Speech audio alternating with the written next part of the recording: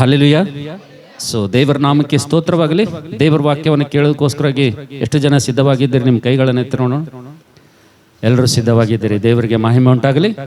ನಾವು ನೋಡ್ತೇವೆ, ನನ್ನ ಪ್ರೀತಿಯ ದೇವರ ಮಕ್ಕಳೇ, ನಾವು ಈಗ ತಾನೇ ಓದಿಕೊಂಡಿರುವಂಥ ವೇದ ಭಾಗದಲ್ಲಿ ಮತ್ತಾಯನ ಬರೆದ ಸುವಾರ್ತೆ 25ನೇ ಅಧ್ಯಾಯ 1ನೇ ವಚನದಿಂದ 13ನೇ ವಚನ ತನಕ ನಾವು ನೋಡ್ತಿದ್ದೇವೆ.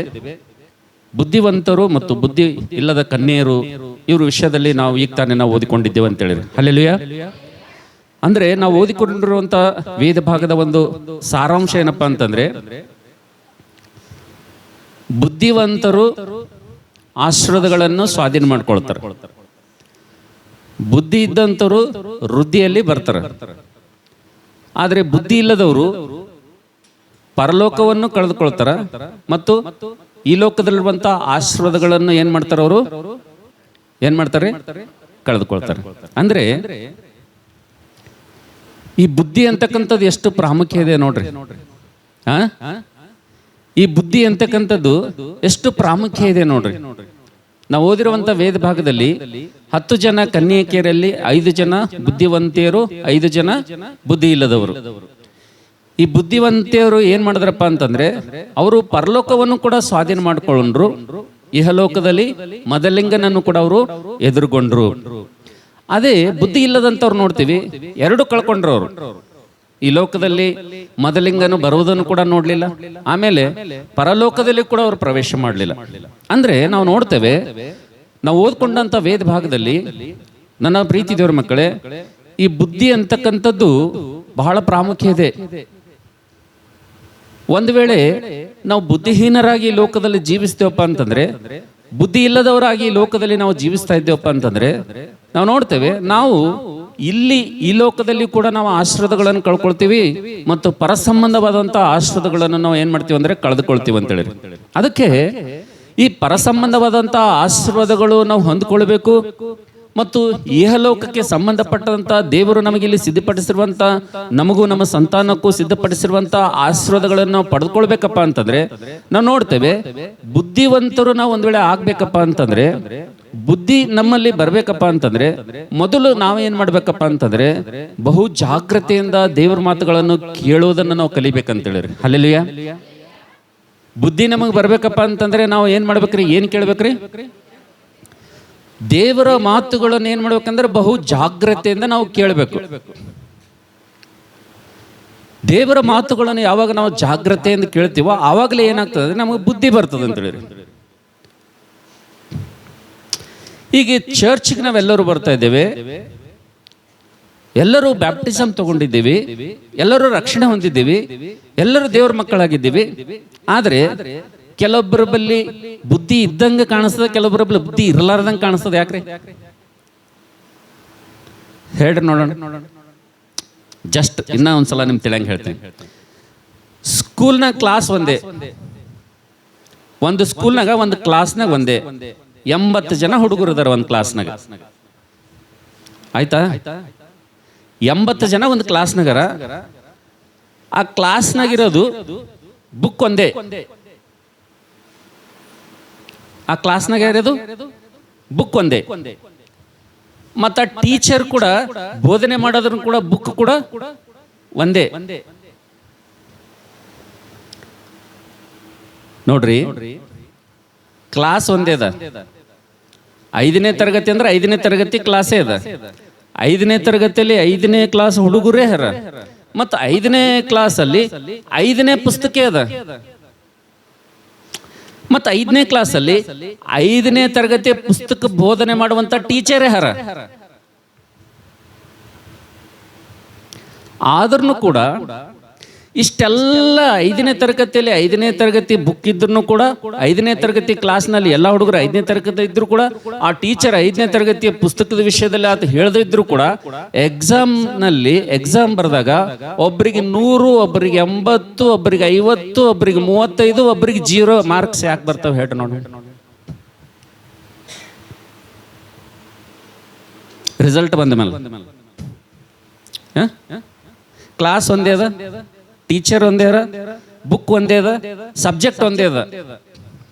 ಆದ್ರೂ ಕೂಡ ಎಕ್ಸಾಮ್ ಪಾಸ್ ಆದ್ಮೇಲೆ ಎಲ್ಲರೂ ಮಾರ್ಕ್ಸ್ಗಳು ಒಂದೇ ಇರ್ತವೇನ್ರಿ? ಎಲ್ಲರೂ ಫಸ್ಟ್ ಕ್ಲಾಸ್ನಾಗೆ ಪಾಸ್ ಆಗ್ತಾರ ಕ್ಲಾಸ್ನಾಗ ಇದ್ದರು? ಯಾಕೆ ಆಗಂಗಿಲ್ಲ? ರೀಸನ್ ಹೇಳ್ರಿ ನನಗೆ. ಯಾಕೆ ಹುಡುಗರಿಗೆ ಎಲ್ಲರಿಗೂ ಸೇಮ್ ಮಾರ್ಕ್ಸ್ ಬರಂಗಿಲ್ಲ? ಯಾಕೆ ಪಾಸ್ ಆಗಂಗಿಲ್ಲ? ಯಾಕೆ ಫೇಲ್ ಆಗ್ತಾರೆ? ಒಂದು ಸ್ವಲ್ಪ ಹೇಳ್ರಿ ನೋಡೋಣ, ಮಾತಾಡ್ರಿ. ಒಂದು ನಿಮಿಷ. ಸುಧಾಕರ್ ಹೇಳ್ತಾ ಇದ್ದೇನೆ, ಓದಲಾರದ ಬಟ್ಟಿಗೆ ಆದ್ರು ಅಂತ. ನೆಕ್ಸ್ಟ್.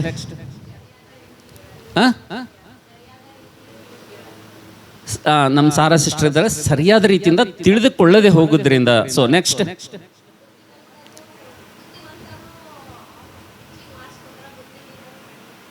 ಇನ್ನೊಂದ್ಸಲ ಹೇಳಮ್ಮ.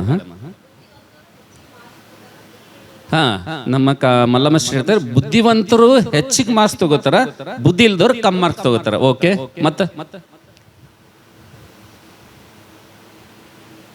ಮತ್ತೆ ಹೇಳಿ, ಮಾತಾಡ್ರಿ. ಎಲ್ಲರಿಗೆ ಮಾತಾಡ್ಲಿಕ್ಕೆ ಅವಕಾಶ ಅದ.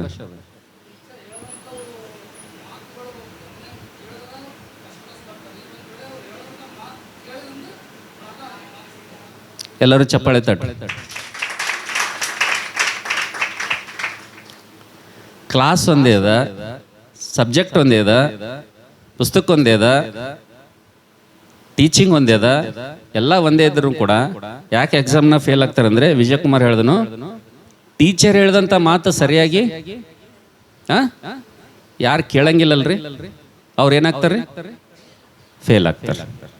ಹಂಗೆ ಚರ್ಚಿಗೆ ಬಂದಂಥ ಸಂದರ್ಭದಲ್ಲಿ, ದೇವ್ರ ಮನೆಗೆ ಬಂದಂಥ ಸಂದರ್ಭದಲ್ಲಿ, ಸತ್ಯವೇದದ ಬಗ್ಗೆ, ದೇವ್ರ ಬಗ್ಗೆ ಹೇಳುವಂಥ ಸಂದರ್ಭದಲ್ಲಿ ನಾವು ನೋಡ್ತೇವೆ. ನನ್ನ ಪ್ರೀತಿ ದೇವ್ರ ಮಕ್ಕಳೇ, ದೇವರ ಮಾತುಗಳನ್ನು ಯಾರು ಶ್ರದ್ಧೆಯಿಂದ ಕೇಳ್ತಾರೋ ಅವ್ರು ಮಾತ್ರ ಏನ್ ಮಾಡ್ತಾರಂದ್ರೆ, ಆಶೀರ್ವಾದಗಳನ್ನ ಏನ್ ಮಾಡ್ತಾರಂದ್ರೆ ಸ್ವಾಧೀನ ಮಾಡ್ಕೊಳ್ತಾರೆ. ದೇವ್ರ ಮಾತುಗಳನ್ನು ಯಾರು ಕೇಳಂಗಿಲ್ಲಲ್ರಿ, ಅವ್ರ ಆಶೀರ್ವಾದಗಳನ್ನ ಏನ್ ಮಾಡಂಗಿಲ್ಲ, ಕಳ್ಕೊತಾರೆ. ಕೇಳೋದ್ರಲ್ಲಿ ಸುಮಾರು ಬಹಳಷ್ಟವ. ಯಾಕೆ ಆಶೀರ್ವಾದಗಳನ್ನು ಕಳ್ಕೊಳ್ತೀವಿ? ಯಾಕೆಲ್ಲರಿಗೆ ಸೇಮ್ ಮಾರ್ಕ್ಸ್ ಬರಂಗಿಲ್ಲ? ಯಾಕೆಲ್ಲರೂ ಪಾಸ್ ಹಂಗಿಲ್ಲ? ಯಾಕೆ ಅನೇಕರು ಫೇಲ್ ಆಗ್ತೀವಿ? ಯಾಕೆ ನಮ್ಮ ಜೀವಿತದಲ್ಲಿ ದೇವ್ರ ಮಾತುಗಳನ್ನು ಕೇಳಿದ್ರೆ ಅನೇಕ ಸಲ ಫೇಲ್ ಆಗ್ತೀವಿ ಅಂದ್ರೆ, ಕೆಲವೊಂದು ಕೇಳೋದ್ರಲ್ಲಿ ತೊಂದರೆಗಳಿರ್ತಾವೆ. ಹೌದಲ್ಲ? ಉದಾಹರಣೆಗೆ ಬೈಬಲ್ ಪಂಡಿತರು ಸುಮಾರು ಕೇಳುವಂಥ ವಿಷಯದಲ್ಲಿ 9 ವಿಷಯಗಳನ್ನು ಅವ್ರು ಹೇಳಿದ್ದಾರೆ. ಅದರಲ್ಲಿ 9 ನಿಮ್ಗೆ ಹೇಳಂಗಿಲ್ಲ, ಕೆಲವೊಂದು ಮಾತ್ರ ಹೇಳ್ತೀನಿ. ಫೇಲ್ ಆಗ್ಲಿಕ್ಕೆ, ಆಶೀರ್ವಾದ ಕಳ್ಕೊಳ್ಳಲಿಕ್ಕೆ ಬಹಳ ಪ್ರಾಮುಖ್ಯವಾಗಿ ಕೆಲವೊಂದು ವಿಷಯಗಳು ನಿಮ್ ಗಮನಕ್ಕೆ ನಾನು ತರ್ತೀನಿ. ಮೊಟ್ಟ ಮೊದಲನೇ ವಿಷಯ ಏನಪ್ಪಾ ಅಂತಂದ್ರೆ, ಚರ್ಚಿಗೆ ಬಂದಾಗ, ದೇವ್ರ ಮಂದಿರಕ್ಕೆ ಬಂದಾಗ, ದೇವ್ರ ಸನ್ನಿಧಿಗೆ ಬಂದಾಗ ನಾವು ನೋಡ್ತೀವಿ, ನಟನೆ ಕಿವಿಗಳನ್ನು ತೆಗೆದುಕೊಂಡು ಯಾರು ಬರ್ತಾರೋ ಅವರು ದೇವ್ರ ಮಾತುಗಳನ್ನು ಕೇಳುವುದಿಲ್ಲ ಅಂತೇಳಿರಿ. ಹಲ್ಲೆಲೂಯಾ. ಯಾವ ಕಿವಿ ರೀ? ನಟನೆಯ ಕಿವಿಗಳು ಯಾರು ತೆಗೆದುಕೊಂಡು ಬರ್ತಾರೋ, ನಟನೆ ಕಿವಿಯುಳ್ಳವರು ಯಾರು ಇರ್ತಾರೋ ಅವರು ದೇವ್ರ ಮಾತಾಗ ಏನ್ ಮಾಡಂಗಿಲ್ಲ, ಕೇಳಂಗಿಲ್ಲ. ಉದಾಹರಣೆಗೆ ನೀವು ಅನ್ನೋದು, ಪಾಸ್ಟ್ರೆ ನಟನೆ ಕಿವಿ ಅಂದ್ರೆ ಹೆಂಗ್ರಿ? ಅವ ಹೆಂಗಿರ್ತಾವ? ನಾವು ಕೇಳಿಲ್ಲ, ಫಸ್ಟ್ ಟೈಮ್ ಹೇಳತ್ತೀರಿ ನೀವು ಅಂತ ನೀವು ನನಗೆ ಕೇಳ್ಬೋದು. ನಟನೆಯ ಕಿವಿ ಅಂದ್ರೆ ಹೆಂಗಿರ್ತಾವಪ್ಪ ಅಂತಂದ್ರೆ, ಎಲ್ಲರ ಜೊತೆಗೆ ಇರ್ತಾರ, ಅವರು ಎಲ್ಲರ ಸಂಗಟ ಕೂತ್ಕೊಂಡಿರ್ತಾರ. ಆದ್ರ ಎಲ್ಲರೂ ವಾಕ್ಯ ಕೇಳೋ ಟೈಮ್ನಾಗ ಅವ್ರು ಮಾತ್ರ ಕೇಳಂಗಿಲ್ಲ. ಏನ್ ಮಾಡಂಗಿಲ್ಲ? ವಾಕ್ಯ ಕೇಳದಂಗೆ ಕಾಣಿಸ್ತದ, ಅವ್ರಿಗೆ ನೋಡಿದ್ರೆ ದೇವ್ರ ವಾಕ್ಯ ಕೇಳತರ ಅನಿಸ್ತದ. ಆದ್ರೆ ವಾಸ್ತವವಾಗಿ ನೋಡ್ಬೇಕಪ್ಪ ಅಂತಂದ್ರೆ, ನಿಜವಾಗಿ ನೋಡ್ಬೇಕಪ್ಪ ಅಂತಂದ್ರೆ ಅವ್ರು ದೇವ್ರ ವಾಕ್ಯ ಕೇಳಂಗಿಲ್ಲ. ಅವ್ರು ಅರ್ಥ ಆಗ್ಲತ್ತದ? ನಟನೆಯ ಕಿವಿ ಉಳ್ಳವರು ಯಾರು ಇರ್ತಾರೋ, ಹಿಪೋಕ್ರಸಿ, ವೇಷಧಾರಿಯ ಕಿವಿಗಳನ್ನು ಇಟ್ಕೊಂಡು ಯಾರು ಬರ್ತಾರೋ, ನಟನೆಯ ಕಿವಿಯಿಂದ ಬಂದು ಯಾರು ದೇವ್ರ ಮಾತುಗಳನ್ನು ಕೇಳ್ತಾರೋ, ಅದು ಜಸ್ಟ್ ನಮ್ಮ ಕಣ್ಣಿಗೆ ಹೆಂಗೆ ಕಾಣ್ತದೆ ಅಂದ್ರೆ, ಅವ್ರು ಕೇಳತ್ತಾರ ಅನ್ನಂಗೆ ಕಾಣ್ತದೆ. ಅವ್ರಿಗೆ ನಾವು ನೋಡಿದ್ರೆ ಏನಿಸ್ತಂದ್ರೆ, ಈಗ ಎದ್ರೆ ಎಲ್ಲರಿಗೂ ನೋಡ್ತಾರೆ, ಎಲ್ಲರೂ ಕೇಳತ್ತಾರಪ್ಪನೇ ಅನಿಸ್ತದ. ನಮಗೆ ಅನ್ನಿಸ್ತದ. ದೇವ್ರ ದೃಷ್ಟಿದಾಗ ಅವ್ರು ಹೆಂಗಿರ್ತಾರಪ್ಪ ಅಂತಂದ್ರೆ, ಆಲ್ರೆಡಿ ಅವ್ರು ಏನ್ ಮಾಡ್ತಾರೆ ಅಂದ್ರೆ, ಪಾತಾಳದಾಗ ಯಾತನೆ ಪಡುವಂತ ಸ್ಥಿತಿಯಲ್ಲಿ ಇರ್ತಾರ. ಅವ್ರು ದೇವ್ರ ದೃಷ್ಟಿದಾಗ ಕೇಳಂತ ಸ್ಥಿತಿಯಾಗ ಇರಲ್ಲ ಅವ್ರು. ಅರ್ಥ ಆಗ್ಲತ್ತದ್ರಿ? ಇನ್ನ ನಿಮ್ ಟ್ಯೂಬ್ಲೈಟ್ ಬೆಳಗ್ಬೇಕಂದ್ರೆ ಒಂದ್ ಹೇಳ್ತೀನಿ. ಈಗ ಚರ್ಚ್ಗೆ ಅನೇಕ ವಿಶ್ವಾಸಿ ಮಕ್ಕಳು ಬರ್ತಾರ. ಬರುವಾಗ ತಮ್ಮ ಯವನಸ್ಥ ಮಕ್ಕಳನ್ನು ಕರ್ಕೊಂಡು ಬರ್ತಾರೆ. ಎಲ್ಲರೂ ಇಲ್ಲೇ ಇದ್ರಿ? ಚರ್ಚಿಗೆ ಬರೋ ಟೈಮ್ನಾಗ ತಮ್ಮ ಮಕ್ಕಳಿಗೆ ಚರ್ಚಿಗೆ ಕರ್ಕೊಂಡು ಬರ್ತಾರೆ, ತಾವನು ಬರ್ತಾರ, ತಮ್ಮ ಮಕ್ಕಳನ್ನು ಬರ್ತಾರ. ಬಂದಾಗ ಚರ್ಚ್ನಾಗ ವಾಕ್ಯ ಬರುವಂತ ಸಂದರ್ಭದಲ್ಲಿ ರಕ್ಷಣೆ ಕುರಿತು ವಾಕ್ಯ ಬರ್ತದೆ. ಎದರ ಕುರಿತು? ರಕ್ಷಣೆ ಕುರಿತು ಪಾಸ್ಟರ್ ಪ್ರಸಂಗ ಮಾಡ್ತಾ ಇರ್ತಾನೆ. ಸುಮಾರು ಸಲ ಮಾಡ್ತಾನೆ, ಸುಮಾರು ವಾರಗಳು ಮಾಡ್ತಾನೆ, ಸುಮಾರು ತಿಂಗಳು ಮಾಡ್ತಾನೆ, ಸುಮಾರು ವರ್ಷ ಮಾಡ್ತಾನೆ ಆತನ ರಕ್ಷಣೆ ವಿಷಯದಲ್ಲಿ, ನಿತ್ಯ ಜೀವದ ವಿಷಯದಲ್ಲಿ, ಬ್ಯಾಪ್ಟಿಸಮ್ ವಿಷಯದಲ್ಲಿ. ಆದರೆ ಅನೇಕರು ವರ್ಷಾನುಗಂಟ್ಲೆ ಚರ್ಚಿಗೆ ಬಂದ್ರೂ ಕೂಡ ರಕ್ಷಣೆ ಯಾಕೆ ಹೊಂದಂಗಿಲ್ಲ, ಬ್ಯಾಪ್ಟಿಸಮ್ ಯಾಕೆ ಹೊಂದಂಗಿಲ್ಲ? ಚರ್ಚಿಗೆ ಬರ್ತಾರಲ್ಲ ಅವ್ರು ಯಾಕೆ ತೀರ್ಮಾನ ತಗೊಳ್ಳಲ್ಲ? ಹೇಳ್ರಿ ನೋಡ. ನಿಮ್ಮ ಎದುರೇ ಬರ್ತಾರ ಅವ್ರು. ಏನ್ ಮಾಡ್ತಾರ? ಎಲ್ಲಿಗೆ ಬರ್ತಾರ ಅವರು? ಚರ್ಚಿಗೆ ಬರ್ತಾರ, ಎಲ್ಲರೂ ಕುಂತಂಗೆ ಕೂಡ್ತಾರ, ಆಮೇಲೆ ವಾಕ್ಯ ಕೇಳ್ತಾರ, ಮತ್ತು ಎಲ್ಲರ ಜೊತೆ ಸಹವಾಸ ಮಾಡಿ ಅವ್ರನ್ನು ಕೂಡ ಎದ್ದು ಹೋಗ್ತಾರ. ಈಗ ನಮ್ಮ ಕುಟುಂಬದಾಗ ಏನ ಸಂತೋಷ ಆಗ್ಬೇಕಂದ್ರೆ, ಅಪ್ಪ ಇವತ್ತು ನಮ್ಮ ಅಪ್ಪ ಚರ್ಚಿಗೆ ಬಂದ, ಬರ್ಲಾರ್ದ ಮನುಷ್ಯ ನಮ್ಮ ಅಪ್ಪ ಚರ್ಚಿಗೆ ಬಂದ ಅಂತೇಳಿ ನಮಗೆ ಸಂತೋಷ ಆಗ್ಬೇಕು.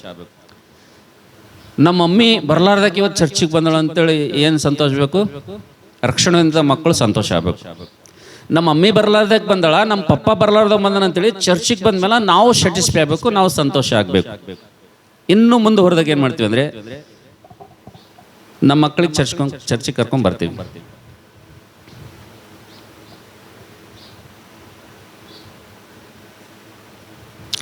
ತಂದೆ ತಾಯಿಗೆ ಏನು ಅನಿಸ್ತದೆ ಅಂದ್ರೆ, ಅವ್ರ ಮಕ್ಕಳು ಚರ್ಚ್ನಾಗ ಬಂದು ಕುಂತಾರಂದ್ರೆ ಅವ್ರಿಗೆ ಏನು ಅನಿಸ್ತದೆ ಅಂದರೆ ತುಂಬ ಖುಷಿ ಆಗ್ತದೆ, ಭಾಳ ಸಂತೋಷ ಆಗ್ತದೆ. ಆಗ್ತದಲ್ಲಮ್ಮ? ಎಷ್ಟು ಖುಷಿ ಆಗ್ತದೆ. ಇವತ್ತು ನಮ್ಮ ಮಗ ಏನು ಮಾಡ್ಯಾನ, ಎಷ್ಟು ಆನಂದ ಇರ್ತದೆ. ಆದರೆ ಅದೇ ಮಗ, ಅದೇ ತಂದೆ ತಾಯಿ, ಅದೇ ರಕ್ಷಣೆ ಇಲ್ಲದಂಥವ್ರು ನಮ್ಗೆಲ್ಲರಿಗೆ ದೇವ್ರ ಮಾತು ಕೇಳ್ದಂಗೆ ಅನಿಸ್ತದ, ಚರ್ಚಿಗೆ ಬಂದಂಗೆ ಅನಿಸ್ತದ, ಭಾಳ ಖುಷಿ ಆಗ್ತದೆ ನಮಗ. ಅವರು ದೇವ್ರ ದೃಷ್ಟಿದಾಗ ಹೆಂಗಿರ್ತಂದ್ರೆ, ಪಾತಾಳದ ಮಾರ್ಗದಲ್ಲಿ, ಪಾತಾಳದ ಅಂಚಿನಲ್ಲಿ ಕಾಲು ಜಾರುವಂತ ಸ್ಥಿತಿಯಲ್ಲಿ ಅವ್ರು ಇರ್ತಾರೆ. ಅರ್ಥ ಆಗ್ಲತ್ತದ್ರಿ? ಇವ್ರು ಯಾರ್ಯವರು? ಚರ್ಚಿಗೆ ಬಂದನು, ದೇವ್ರ ವಾಕ್ಯ ಕೇಳನು, ವಾಯ್ದೆ ಹಾಕ್ತಾ ಇದ್ದಾರೆ ರಕ್ಷಣೆಗಪ್ಪ ಅಂತಂದ್ರೆ, ರಕ್ಷಣೆ ಮುಂದೋಡ್ತಾ ಇದ್ದಾರಪ್ಪ ಅಂತಂದ್ರೆ, ದೇವರಿಗೆ ವಾಯ್ದೆ ಮೇಲೆ ವಾಯ್ದೆ ಹಾಕ್ತಾ ಇದ್ರಪ್ಪ ಅಂತಂದ್ರೆ, ಇವ್ರು ಬಂದು ದೇವ್ರ ವಾಕ್ಯ ಕೇಳಿದ್ರೆ ನಮಗಷ್ಟೇ ತೃಪ್ತಿ ಆಗ್ತದ, ನಾವು ಅಷ್ಟೇ ಸಂತೋಷ ಪಡ್ತೀವಿ. ಇಂಥವ್ರ ವಿಷಯದಲ್ಲಿ ದೇವರು ಯಾವತ್ತೂ ಕೂಡ ಆತನು ಸಂತೋಷ ಪಡೋದಿಲ್ಲ, ಜಾಗ್ರತೆ ಅಂತ ತಿಳ್ಕೊಳ್ಳೋದು ಅಂತ ಹೇಳಿರಿ. ಹಲ್ಲೆಲೂಯಾ. ದೇವ್ರು ಸಂತೋಷ ಪಡಲ್ಲ. ಅವ್ರು ದೇವರ ದೃಷ್ಟಿಯಲ್ಲಿ ಆಲ್ರೆಡಿ ಪಾತಾಳದ ಒಂದು ಗುಂಡಿಯಲ್ಲಿ ಜಾರುವಂತ ಸ್ಥಿತಿಯಲ್ಲಿ ಇದ್ದಾರೆ ಅವರು. ಕರೆಕ್ಟ್. ನಮ್ಮ ದೃಷ್ಟಿಯಲ್ಲಿ ಹೆಂಗಾರ ಅವರು ಚರ್ಚಿಗೆ ಬಂದ್ರೆ ಖುಷಿ ಆಗ್ತೀವಿ ನಾವು, ಆದ್ರೆ ಅವರು ದೇವ್ರ ದೃಷ್ಟಿಯಲ್ಲಿ ಹೆಂಗಾರ ಅವರು ಯಾಕೆ ಪಾತಾಳದ ಅಂಚಿಲ್ಲ ಅಂದ್ರೆ, ದೇವರ ಮಾತು ಎಷ್ಟೇ ಪ್ರಸಂಗ ಕೇಳಿದ್ರು ಅವರು ಬ್ಯಾಪ್ಟಿಸಮ್ ತಗೊಂಡಲ್ಲ, ನಿತ್ಯ ಜೀವದ ಬಗ್ಗೆ, ರಕ್ಷಣೆ ಬಗ್ಗೆ ತೀರ್ಮಾನ ತೆಗೆದುಕೊಳ್ಳಲ್ಲ. ಅವ್ರು ಬರೀ ವಾಯ್ದೆ ಹಾಕೋತಾ ಹೋಗ್ತಾರೆ. ಯಾವ ಕಿವಿ ಇದು? ಯಾವ ಕಿವಿ? ನಟನೆಯ ಕಿವಿ. ಎರಡನೇದು, ಚರ್ಚಿಗೆ ಬರೋರು, ದೇವ್ರ ವಾಕ್ಯ ಕೇಳೋರು ಕುರಿತು ನಿಮ್ಗೆ ಹೇಳ್ತಾ ಇದ್ದೀನಿ. ಸೆಕೆಂಡ್, ಎಂಥ ಗ್ರೂಪ್ ಇರ್ತದಪ್ಪ ಅಂದ್ರೆ, ಎಂಥವ್ರು ಇರ್ತದಪ್ಪ ಅಂತಂದ್ರೆ, ಸೆಲೆಕ್ಟಿವ್ ಲಿಸನರ್ ಅಂತೇಳಿ ಇರ್ತಾರ. ಏನ್ರಿ? ಸೆಲೆಕ್ಟಿವ್ ಲಿಸನರ್ ಅಂದ್ರೆ, ಅವ್ರ ಚರ್ಚಿಗೆ ಬಂದಾಗ ಅವ್ರಿಗೆ ಏನು ನೆನಪಿರ್ತಂದ್ರೆ, ಏನು ಕೇಳ್ತದ, ಎಲ್ಲರ ಜೊತೆ ವಾಕ್ಯ ಕೇಳ್ದಂಗೆ ಕೇಳ್ತಾರ, ಎಲ್ಲರ ಜೊತೆ ತಲೆ ಹಾಕ್ದಂಗೆ ಹಾಕ್ತಾರ. ಆದ್ರೆ ವಾಕ್ಯ ಮುಗಿದ ಮೇಲೆ, ಪ್ರಸಂಗ ಆದ್ಮೇಲೆ ನೀವು ಅವ್ರಿಗೆ ಹೋಗಿ ಕೇಳ್ರಿ, ಅವ್ರಿಗೆ ಅದ್ರ ಬಗ್ಗೆ ಏನು ಗೊತ್ತಿರಂಗಿಲ್ಲ ಅಂದ್ರೆ ಏನು ಗೊತ್ತಿರಂಗಿಲ್ಲ. ಅದ್ರ ಒಂದು ಗೊತ್ತಿರ್ತದ. ಏನು ಗೊತ್ತಿರ್ತದ? ಕತ್ತಿ ಪಾಸ್ಟರ್ ಹೇಳಿರ್ತ ನೋಡ್ರಿ. ಏನ್ರಿ? ಏನ್ ನೆನಪಿರ್ತದ? ಈ ವಾರ ಹನುಮಂತ್ ಪಾಸ್ಟ್ರು ಒಂದ್ಸಲ ಸೇವಕರೊಬ್ಬರು ಮನೆಗೆ ಊಟಕ್ಕೆ ಹೋದಾಗ ಒಬ್ಬ ಸಿಸ್ಟರ್ ಊಟ ಬಡಿಸೋ ಟೈಮ್ನಾಗ, ಬ್ರದರ್ ನೀವು ಹೋದ ವರ್ಷ ಬಂದಾಗ ಏನು ವಾಕ್ಯ ಹೇಳಿದ್ರಿ ಬ್ರದರ್, ನೀವು ಏನು ವಾಕ್ಯ ಹೇಳಿದ್ರಿ ಬ್ರದರ್ ಅಂತ ಊಟ ಹಾಕೋ ಟೈಮ್ನಾಗ ಅವ್ರು ಹೇಳ್ತಾ ಇದ್ರಂತ.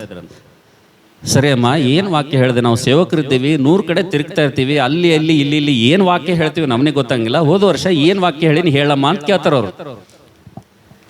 ಇಲ್ಲ ಬ್ರದರ್, ಅದು ಭಾಳ ಅಂದ್ರೆ ಭಾಳ ಭಾರಿ ವಾಕ್ಯ ಹೇಳಿರಿ ನೀವು, ಭಾಳ ಚಂದ ಹೇಳಿರಿ ನೀವು. ಅದೇ ಅಮ್ಮ ಏನು ವಾಕ್ಯ ಹೇಳಿನಿ? ಇಲ್ಲ ಬ್ರದರ್, ಅದು ಭಾರಿ ಸೂಪರ್ ಹೇಳಿರಿ ಬ್ರದರ್ ಅಂತ. ಇಷ್ಟು ಸೂಪರ್ ಅನ್ನೋದಾಗ, ಚಲೋ ಅನ್ನೋದಾಗ ಕೈ ತೊಳ್ಕೊಂಡು ಊಟ ಮಾಡೋದು ಬಿಟ್ಟು ಹ್ಯಾಂಡ್ ವಾಶ್ ಮಾಡ್ಕೊಳಕ್ ಹೋಗ್ತಾರ ಅವರು. ಹ್ಯಾಂಡ್ ವಾಶ್ ಮಾಡ್ಕೋದಾಗ ನೆನಪು ಬರ್ತದ ಅಕ್ಕಿಗೆ. ನೆನಪು ಬಂದಾಗ ಏನಂತಂದ್ರೆ, ಪಾಸ್ಟ್ರೇ ನನಗೆ ನೆನಪು ಬಂತು ಈಗ ನೀವು ಹೇಳಿದ್ದು. ಸರಿ, ನನ್ನ ಪುಣ್ಯ ಈಗಾದ್ರೂ ನೆನಪಿಗೆ ಬಂತಲ್ಲ, ಏನಮ್ಮ ಹೇಳು, ಏನು ಹೇಳಿದ್ದೆ ನಾನು ಹೋದ ವರ್ಷ ಬಂದಾಗ ನಾನು ಯಾವ ವಾಕ್ಯ ಹೇಳಿದೆ, ಎದ್ರ ಬಗ್ಗೆ ಹೇಳಿದೆ, ಯಾವ ಸಬ್ಜೆಕ್ಟ್ ಹೇಳಿದ್ದೆ ಹೇಳಮ್ಮ ಅಂತಂದ್ರೆ, ಹಾ ಬ್ರದರ್, ಅದು ಕೋಳಿ ತತ್ತಿಡದೆ. ಏನಿಡೋದು ಹೇಳಿ? ಕೋಳಿ ತತ್ತಿ ಇಡೋದು ಹೇಳಿದ್ರಿ ನೀವು ಅಂತಂದ ತಕ್ಷಣ ಪಾಸ್ಟರ್ ಅಂತಾರ, ನಿನ್ನ ಮುಖ ಕೋಳಿ ತತ್ತಿ ಇಡಲಾರ್ದೇನು ಕೋಳಿ ಪುಚ್ಚ ತತ್ತಿ ಇಡ್ತದ?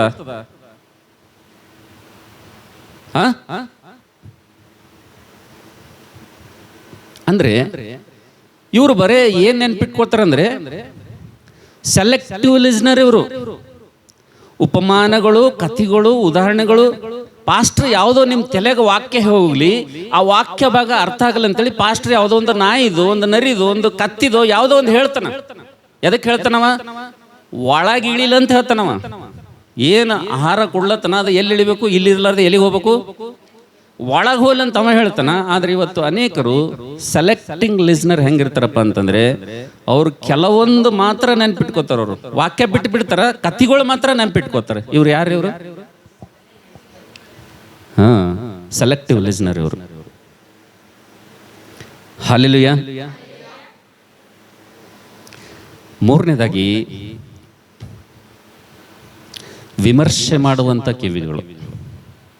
ಯಾವ ಕಿವಿಲಿಂದ ಬರ್ತಾರೆ? ಪ್ರತಿಯೊಂದಕ್ಕೂ ಕೇಳ್ದಂಗೆ ಕೇಳ್ತಾರ ಅವರು. ದೇವ್ರ ಮಾತುಗಳು ಏನ್ ಮಾಡ್ತಾರ?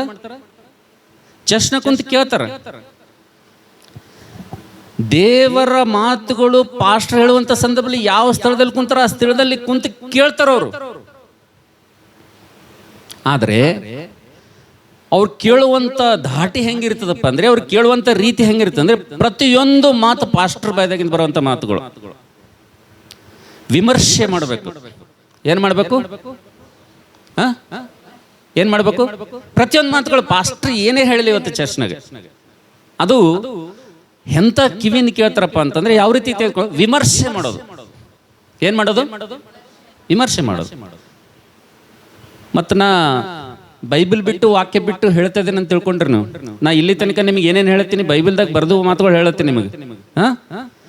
ದೇವ್ರ ಮನೆಗೆ ಬರ್ತಾರ, ದೇವ್ರ ಮಂದಿರಕ್ಕೆ ಬರ್ತಾರ, ಎಂತ ಕಿವಿಗಳು ಇಟ್ಕೊಂಡು ಬರ್ತಾರಪ್ಪ ಅಂತಂದ್ರೆ, ಎಂತ ಕಿವಿಗಳು ತಗೊಂಡ್ ಬರ್ತಾರಪ್ಪ ಅಂತಂದ್ರೆ, ದೇವರ ಮಾತು ಇವತ್ತು ಆತ್ಮೀಯವಾಗಿ ಎಷ್ಟೇ ಬರಲಿ, ಆ ಮಾತುಗಳು ಹೆಂಗ್ ತೆಗೆದುಕೊಳ್ತಾರಂದ್ರೆ ವಿಮರ್ಶೆ ಮಾಡುವಂತ ಕಿವಿಗಳು. ನೋಡ್ರಿ, ಎಜ್ಕೇಲ್ ಪ್ರವಾದನೆ ಪುಸ್ತಕ 33ನೇ ಅಧ್ಯಾಯ ನೋಡ್ರಿ. ಯಾರಾದ್ರೂ ಒಬ್ಬರು ಓದ್ತೀರಾ? ಎಜ್ಕೇಲ್ನ ಪ್ರವಾದನೆ ಪುಸ್ತಕ, ಎಜ್ಕೇಲ್ 33ನೇ ಅಧ್ಯಾಯ ನೋಡ್ರಿ. ಯಾರಾದ್ರೂ ದಯವಿಟ್ಟು ಒಬ್ಬರು ಓದಿ ನನಗೆ ಸಹಕಾರ ಮಾಡ್ತೀರಾ? ಎಜ್ಕೇಲ್ನ ಪ್ರವಾದನೆ ಪುಸ್ತಕ 33ನೇ ಅಧ್ಯಾಯ 31ನೇ ವಚನ ಓದ್ರಿ ಯಾರಾದ್ರೂ. ಎಜ್ಕೇಲ್ 33ನೇ ಅಧ್ಯಾಯ 31ನೇ ವಚನ. ಪ್ರಶ್ನೆ ಕೇಳುವುದಕ್ಕೆ ಬರುವ ಜನರಂತೆ ಅವರು ನಿನ್ನ ಬಳಿಗೆ ಬಂದು ನನ್ನ ಭಕ್ತರಾದ ನಿನ್ನ ಮುಂದೆ ಕೂತುಕೊಂಡು ನಿನ್ನ ಮಾತುಗಳನ್ನು ಕೇಳುತ್ತಾರೆ, ಆದರೆ ಕೈಕೊಳ್ಳುವುದಿಲ್ಲ. ಬಾಯಿಂದ ಬಹುಪ್ರೀತಿಯನ್ನು ತೋರಿಸುತ್ತಾರೆ, ಅವರ ಮನಸ್ಸು ತಾವು ದೋಚಿಕೊಂಡದರ ಮೇಲೆ ಹೋಗುತ್ತದೆ. ಹೆಂಗಂತ್ರಿ ಇವರು? ಏನೇ ಮಾತು ಹೇಳ್ರಿ ನೀವು, ಯಾವುದೇ ಮಾತು ಹೇಳಿಲ್ಲ ಪಾಸ್ಟರ್, ಅವ್ರು ಹೆಂಗ್ ತಗೋತಾರಂತ್ರಿ ಅವರು? ವಿಮರ್ಶೆ ಮಾಡ್ತಾರಂತ. ದೇವ್ರ ಹೇಳ್ತಾನ, ನನ್ನ ಭಕ್ತರು, ನನ್ನ ಜನರು ನಿನ್ನ ಮುಂದೆ ಬಂದು ಪ್ರಶ್ನೆ ಕೇಳುವರಂತೆ ಕೂತ್ಕೋತಾರಂತ. ಅವ್ರ ಭಾವ ನೋಡಿದ್ರೆ ಹೆಂಗಿರ್ತದಂದ್ರೆ ಭಾಳ ಸ್ಟ್ರಿಕ್ಟ್ ಇರ್ತಾರ ಅವ್ರು. ಪೊಲೀಸ್ ಸ್ಟೇಷನ್ದಾಗ ಹೆಂಗೆ ಕೂಡ್ತಾರೆ ನೋಡ್ರಿ, ನಗಲ್ಲ ಅವ್ರು. ಯಾಕೆ ನಗು ಬರಲ್ಲ ಹೇಳ್ರಿ? ನಮ್ಮ ಪಾಸ್ಟರ್ ವಾಕ್ಯ ಮಾಡ್ತಾಗ ದೇವ್ರ ವಾಕ್ಯ ಹೇಳ್ತದ. ಕೀರ್ತನೆ ಪುಸ್ತಕ 100ನೇ ಅಧ್ಯಾಯ 4ನೇ ವಚನದಲ್ಲಿ ದೇವ್ರ ಸನ್ನಿಧಿಗೆ ಬರುವಾಗ ನಾವು ಕೃತಜ್ಞತಾ ಸ್ತುತಿಯೊಡನೆ ಸಂತೋಷದಿಂದ ದೇವ್ರ ಮಂದಿರಕ್ಕೆ ಬರ್ಬೇಕಂತ ದೇವ್ರ ವಾಕ್ಯ ಹೇಳ್ತದೆ. ದೇವ್ರ ಮನೆಗೆ ಬಂದಾಗ ಯಾಕೆ ನಾವು ನಗಂಗಿಲ್ಲ? ದೇವ್ರ ವಾಕ್ಯ ಹೇಳೋ ಟೈಮ್ನಾಗ ಯಾಕೆ ಎಂಜಾಯ್ ಮಾಡಂಗಿಲ್ಲ? ಯಾಕೆ ಸಂತೋಷ ಪಡಂಗಿಲ್ಲ ಎಲ್ಲರ ಜೊತೆ? ಹೇಳ್ರಿ ನೋಡೋಣ. ಯಾಕೆ ನಗಂಗಿಲ್ಲ? ನಿಮ್ಮ ಮನ್ಯಾಗ ಕಷ್ಟ ಸುಖ ನೋವು ದುಃಖ ಇರ್ತದ, ಅಲ್ಲಿ ನಗಂಗಿಲ್ಲ. ಆದ್ರೆ ದೇವ್ರ ಮನೆಗೆ ಬಂದಾಗನು ಯಾಕೆ ನೀವು ಮಾರಿ ಹಿಂಗೆ ಮಾಡ್ಕೊಂಡು ತಳ ಹಾಕೊಂಡು ಕೊಡ್ತೀರಿ? ಯಾಕೆ ನಗಂಗಿಲ್ಲ? ಯಾಕೆ ವಾಕ್ಯ ಹೇಳೋ ಟೈಮ್ನಾಗ ರೆಸ್ಪಾನ್ಸ್ ನಿಮ್ಮದು ಇರಂಗಿಲ್ಲ? ಹೇಳ್ರಿ ನೋಡಿ, ಒಂಥರ ಯಾಕೆ ಕೊಡ್ತೀರಿ ಹಂಗೆ? ಹೇಳ್ರಿ ನೋಡ, ಯಾಕೆ ಹಂಗೆ ಕೊಡ್ತೀರಿ? ನಾ ಕೆಲವೊಬ್ಬರ ಮುಖ ನೋಡ್ತೀನಿ, ನಿಮ್ಗೆ ಅನಿಸ್ತದ ನಾ ನೋಡಲ್ಲ ಅಂತ ಅನಿಸ್ತದೆ ನಿಮ್ಗೆ. ನಾ ನೋಡಲಾರ್ದಂಗೆ ಎಲ್ಲರಿಗೂ ನೋಡ್ತಾ ಇರ್ತೀನಿ. ಎಲ್ಲರ ಮುಖ ನೋಡ್ತೀನಿ, ಪ್ರತಿಯೊಬ್ಬರಿಗೆ ನೋಡ್ತೀನಿ. ಹಾಡು ಹಾಡಾಗ ನೋಡ್ತೀನಿ, ಆರಾಧನೆ ಮಾಡಾಗ ನೋಡ್ತೀನಿ, ನೀವು ಮೊಣಕಲ್ಲು ಕಣ್ಣು ಮುಚ್ಚಿದಾಗ ನೋಡ್ತೀನಿ, ಎಲ್ಲರಿಗೂ ನೋಡ್ತಾ ಇರ್ತೀನಿ. ನಿಮ್ಮ ಹಾವ, ನಿಮ್ಮ ಭಾವ ಎಲ್ಲ ನೋಡ್ತಾ ಇರ್ತೀನಿ. ಗೊತ್ತಾಗ್ತದೆ ಏನ್ರಿ? ಏನಾಗ್ತದೆ? ಗೊತ್ತಾಗ್ತದೆ. ನಿಮ್ಮ ಮನಸ್ಸಿನಲ್ಲಿ ಏನದ ಅಂತೇಳಿ ನನಗೆ ಗೊತ್ತಾಗ್ತದೆ. ಆ ರೋಡ್ ಮೇಲೆ ಗಿಣಿ ಇಟ್ಕೊಂಡು ಕೊಡ್ತಾನೆ ನೋಡ್ರಿ ಸೂಪರ್ ಮಾರ್ಕೆಟ್ಗೆ ಹೋಗಿ ಅವನಿಗೆ 10 ರೂಪಾಯಿ ಕೊಟ್ರಿ ಅಂದ್ರೆ ಅವ 10 ಮಾತು ಹೇಳ್ತಾನ. ಅದ್ರಾಗ 2 ಖರೆ ಅಂದೇ ಅಲ್ಲಿ ಎದ್ದು ಬರ್ತೀರಿ ನೀವು ಏನ್ರಿ? ಅದ್ರಾಗ 2 ಖರೇವಂತ ನಿಮ್ಮ ಮನ್ಸಿಗೆ ಅಂದ್ಮೇಲೆ ಎದ್ದು ಬರ್ತೀರಿ ನೀವು. ಅಲ್ಲಿ ಎದ್ದು ಬಂದ್ಮೇಲೆ ಮನೆಗೆ ಅಂದ್ಮೇಲೆ ಅವನು 2 ಮಾತು ಖರೇವ ಅದ್ರಾಗ ಅಂತೀರಿ. ಒಬ್ಬ ಈ ಲೋಕದಾಗಿದ್ದಂಥ ಒಬ್ಬ ಮನುಷ್ಯ ಹೊಟ್ಟೆಪಾಡಿಗಾಗಿ ನಿಮ್ಮ ಫೇಸ್ ರೀಡಿಂಗ್ ಓದಿ, ನಿಮ್ಮ ಮುಖಭಾವ ಓದಿ, ನಿಮ್ಮ ಬಗ್ಗೆ 2 ಮಾತು ಖರೆ ಹೇಳ್ತಾನಪ್ಪ ಅಂದರೆ ದೇವರ ಆತ್ಮದಿಂದ ತುಂಬಿದಿರುವಂಥ ನಾವು, ದೇವ್ರ ಸೇವೆ ಮಾಡುವಂಥವ್ರ ಮಾತು, ನಿಮ್ಮ ಮಾತು, ನಿಮ್ಮ ಮುಖ ನೀವು ನೋಡಿದಾಗ ನಿಮ್ಮ ಒಳಗೆ ಏನದಂತ ಗೊತ್ತಾಗಿಲ್ಲ. ನಮ್ಗೆ ಗೊತ್ತಾಗಲ್ಲ. ಮುಖ ನೋಡಿದ್ರೆ ಗೊತ್ತಾಗ್ತದೆ ನಿಮ್ಮ ಒಳಗೆ ಏನದ ಅಂತೇಳಿ. ಹೌದಲ್ಲ? ಒಪ್ಕೋತೀರಿ ಮಾತ? ಅದಕ್ಕೆ ಇನ್ನೂ ನನ್ನ ನಂಬಿಕೆ ಬರಲಿಲ್ಲ ಅಂದ್ರೆ ನೆಹಮ್ಯನ ಹತ್ರ ಹೋಗ್ರಿ, ನೆಹಮ್ಯ ಹೇಳ್ತಾನೆ. ಫೇಸ್ ರೀಡಿಂಗ್ ಮಾಡೇ ಏನು ಹೇಳ್ಬೋದು ದೇವ್ರ ಸೇವಕರು. ಬರೀ ಫೇಸ್ ರೀಡಿಂಗ್, ನಿನ್ನ ಮುಖ ನೋಡಿ ಹೇಳ್ಬೋದು, ನಿನ್ನ ಪ್ರವರ್ತನೆ ಬಿಡು, ನಿನ್ನ ಮುಖದಲ್ಲಿ ನೋಡಿ ಹೇಳ್ಬೋದು ನಿನ್ನ ಒಳಗೆ ಏನದಂತ. ಅದಕ್ಕೆ ನೆಹಮ್ಯಾಗ ರಾಜ ಕೇಳ್ತಾನೆ. ಏನು ಕೇಳ್ತಾನೆ? ಪ್ರತಿದಿನ ಆತನು ಪಾನ ತೊಗೊಂಡು ಬಂದಾಗ ನೆಹಮ್ಯನಿಗೆ ರಾಜ ಕೇಳ್ತಾನೆ, ಏನಪ್ಪ ನೆಹಮ್ಯ ಇವತ್ತು ಯಾಕೋ ನಿನ್ನ ಮುಖದಾಗ ಕಳಿನೇ ಇಲ್ಲ ಅಂತ ಕೇಳ್ತಾನೆ. ಯಾರು ಕೇಳ್ತಾರೆ? ರಾಜ ಕೇಳ್ತಾನೆ ನೆಹಮ್ಯಾಗ. ಯಾಕೆ ಕೇಳ್ತಾನೆ? ಇಲ್ರಿ ನಾ ಚೆನ್ನಾಗಿದ್ದೀನಿ ಅಂತೇಳಿ ಆ್ಯಕ್ಟಿಂಗ್ ಮಾಡ್ತಾನವ.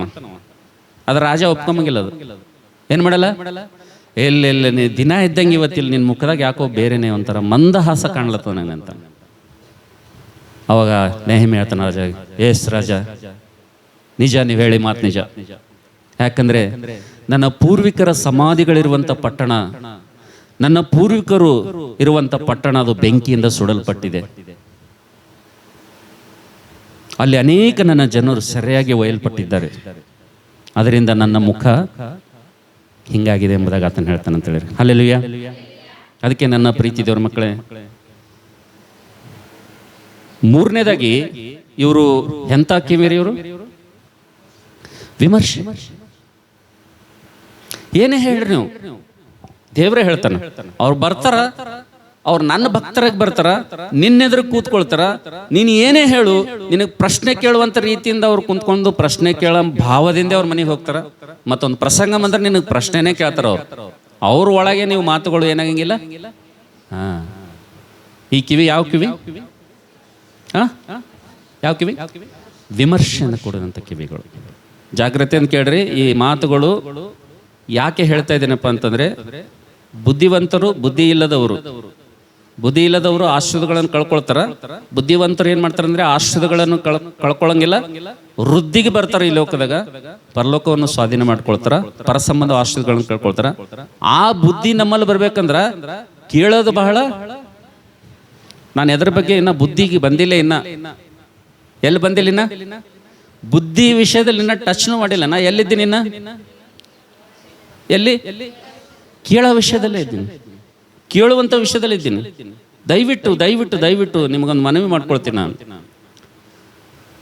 ಮಾರ್ಕನ್ ಬರೆಸುವಾರ್ತೆ 4ನೇ ಅಧ್ಯಾಯ 24ನೇ ವಚನದಲ್ಲಿ ಯೇಸು ಸ್ವಾಮಿ ಏನಂತನಪ್ಪ ಅಂತಂದ್ರೆ, ನೀವು ಏನು ಕೇಳತ್ತೀರ ಕೇಳೋ ವಿಷಯದಲ್ಲಿ ಜಾಗ್ರತೆ ಇರ್ರಿ ಅಂತ ಹೇಳ್ತಾನೆ.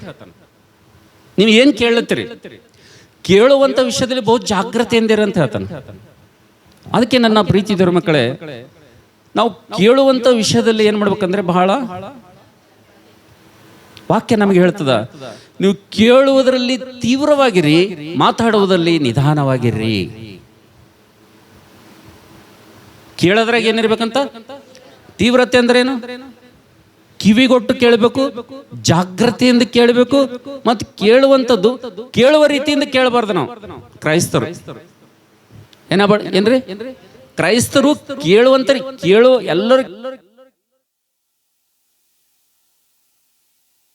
ಚೆಕ್ ಚೆಕ್ ಕ್ರೈಸ್ತರು ಚರ್ಚಿಗೆ ಬಂದವರು ಕೇಳಬಾರ್ದು, ಆಲಿಸ್ಬೇಕು. ಏನ್ ಮಾಡ್ಬೇಕ್ರಿ? ಕೇಳೋದಕ್ಕ ಆಲಿಸೋದಕ್ಕೆ ಏನು ಫರಕ್ ಅದ ಹೇಳ್ರಿ ನೋಡ. ಕೇಳೋದಕ್ಕೂ ಮತ್ತು ಆಲಿಸುವುದಕ್ಕೂ ಏನು ವ್ಯತ್ಯಾಸ, ಡಿಫ್ರೆಂಟ್ ಏನ?